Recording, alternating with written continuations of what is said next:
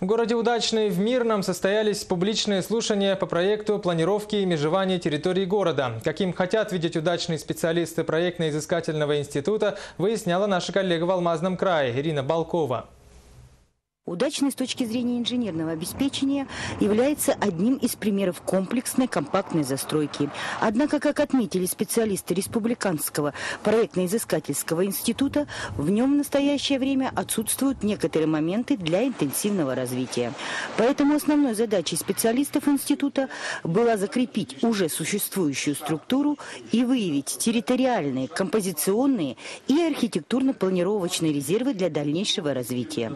В частности, уже существующая пятиэтажная застройка как структурная единица должна быть оставлена.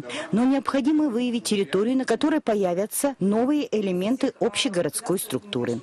Специалисты предложили рассмотреть ту часть города, которая находится вокруг православного храма, где в будущем может быть сформирован культурный центр. Также специалисты проектно-изыскательского института считают, что город вполне может выйти на новую территорию, чтобы там создать ландшафтный парк и затем плавно перейти к новой системе застройки индивидуального жилищного строительства, что на сегодняшний день очень развито в небольших городах и поселках.